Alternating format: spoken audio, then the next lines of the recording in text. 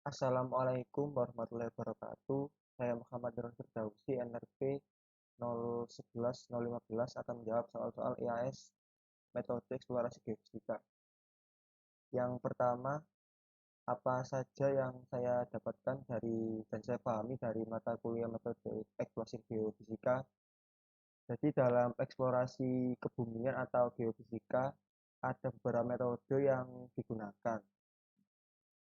Secara umum ada 4 metode yang digunakan dalam eksplorasi geofisika, yaitu dengan medan potensial, elektromagnetik, kelistrikan, serta seismik.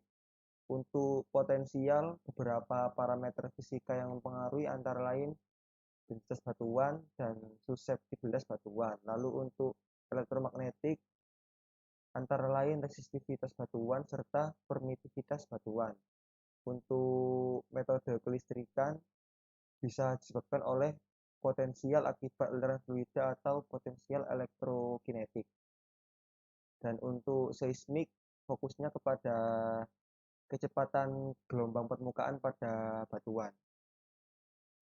Adapun parameter-parameter fisika yang digunakan dalam metode eksplorasi geofisika antara lain resistivitas, elastisitas gelombang permukaan, serta konduktivitas termal dan beberapa hal lainnya.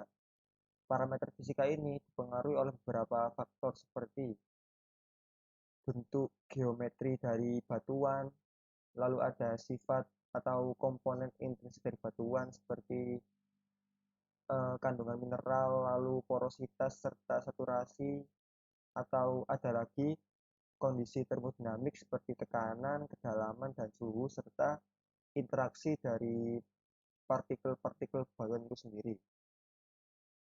Untuk metode yang pertama adalah metode self potensial atau potensi diri. Jadi bumi memiliki potensi listrik yang dapat diakibatkan oleh beberapa faktor seperti karena adanya elektro elektrostatik tadi, yaitu adanya aliran-aliran air atau fluida di bumi yang menyebabkan adanya arus listrik atau terukurnya beda tegangan. Lalu bisa juga dikarenakan interaksi dari kabel-kabel yang melewatkan mentransmisikan arus listrik, lalu bisa juga dari radiasi elektromagnetik dari matahari. Metode self potensial biasa digunakan untuk mencari atau mendeteksi adanya fluida-fluida yang ada di dalam bumi, seperti mencari geotermal atau sumber mata air. Ada beberapa cara dalam pelaksanaan metode potensial. Ada yang menggunakan referensi yang tetap, yakni hanya menggeser satu elektroda saja. Jadi misal yang di sini yang digeser yaitu hanya elektroda yang di sini saja, atau juga menggunakan metode leapfrog, yakni menggeser kedua elektrodanya tersebut. Pemilihan metode tersebut disesuaikan dengan kebutuhan yang atau hal yang ingin dicapai. Selanjutnya ada gelombang permukaan. Metode ini termasuk metode seismik. Metode ini digunakan karena sekitar 70% energi gelombang seismik ialah gelombang permukaan. Yang kedua, pengukurannya mudah. Adapun pengukuran gelombang permukaan itu sendiri ada 2 jenis, yaitu aktif dan pasif. Untuk yang aktif adalah menggunakan sumber getaran, yakni kita menginjeksikan sumber getaran ke dalam bumi lalu kita ukur bagaimana reaksinya. Dalam penggunaan metode aktif ini digunakan beberapa prinsip gelombang Snellius seperti yang dapat digunakan beberapa prinsip gelombang Snellius seperti pada optik. Lalu untuk yang pasif tanpa menggunakan sumber getaran, yakni dengan mengukur gelombang yang sudah ada secara alami atau biasanya disebut noise. Adapun gelombang permukaan sendiri ada dua jenis, yakni ada gelombang Rayleigh dan gelombang Loft. Gelombang Rayleigh sendiri menyebar ke arah radial sehingga nanti pengukurannya bisa menggunakan komponen Z dan komponen X. Sementara gelombang Loft pergerakan partikelnya menyebar secara transversal. Jadi untuk mengukurnya nanti digunakan pada sumbu Y. Berikut sedikit gambaran mengenai bagaimana gelombang Rayleigh dan gelombang Loft. Jadi gelombang Rayleigh misal arahnya perambatannya ke Y, maka pergerakan partikelnya secara radial ada mempunyai komponen X dan komponen Z. Sementara untuk gelombang Loft, jika dia bergerak ke arah Y, maka arah pergerakan partikelnya yaitu ke sumbu X secara transversal, jadi tegak lurus dengan arah rambatnya.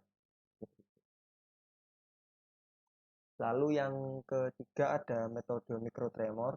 Mikrotremor ini sendiri termasuk dalam metode gelombang permukaan yang menggunakan jenis pasif, yakni tanpa menggunakan sumber getaran.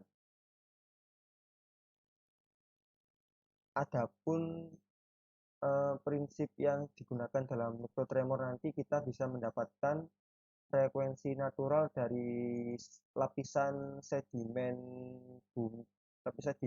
bumi, lalu bisa kita dapatkan juga faktor amplifikasi dari bumi, yakni bagaimanakah karakteristik gelombang yang datang dari basement ke lapisan sedimen, apakah dia dikuatkan atau dilemahkan.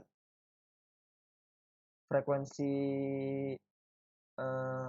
natural itu sendiri bisa dicari dengan menggunakan analogi pipa organa terbuka sebagai berikut, yakni nanti frekuensi natural itu sendiri dapat diinterpretasikan atau berhubungan dengan seberapa tebal lapisan sedimen dari bumi itu.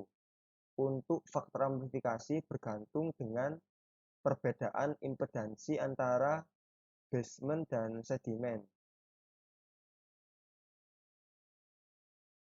Dari kedua hal ini nanti bisa didapatkan indeks kerentanan tanah yang nantinya bisa kita gunakan untuk mengukur seberapa potensi kerusakan yang dialami oleh tanah itu ketika dia mengalami sebuah deformasi atau sebuah getaran. Selanjutnya ada metode resistivitas. Metode resistivitas ini digunakan karena sebagian besar batuan bukan merupakan konduktor yang baik. Jadi pada dasarnya batuan itu memiliki nilai konduktivitas yang buruk sehingga yang diukur resistivitasnya. Resistivitas sendiri adalah resistansi yang telah mengalami faktor koreksi geometri, yakni luas penampang dan panjang dari resistan dari sebuah bahan itu. Konsep yang digunakan dalam metode resistivitas ini dianggap bahwa arus yang mengalir di dalam bumi itu, dalam lapisan-lapisan bumi itu menyebar secara radial dan mediumnya homogen. Padahal sebenarnya medium bumi tidak homogen. Oleh karena itu diperkenalkan konsep resistivitas semu, yakni bagaimana kita mengukur pada medium yang memiliki resistivitas yang berbeda. Karena pada kenyataannya nilai resistivitas lapisan itu beda-beda. Jadi resistivitas semu itu adalah resistivitas yang terukur.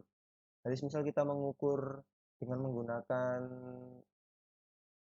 skema sebagai berikut, maka yang terukur adalah misal rho X, rho 3 gitu. sebenarnya yang dalam kenyataannya tiap lapisan itu punya resistivitas sendiri-sendiri seperti sebagai berikut. Lapisan pertama mempunyai resistivitas Rho 1 dan yang kedua mempunyai resistivitas Rho 2.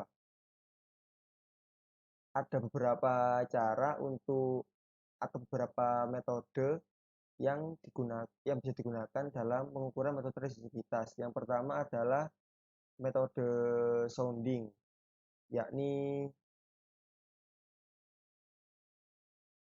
menggunakan eh, perubahan fungsi fungsi kedalaman, namun spasinya tetap.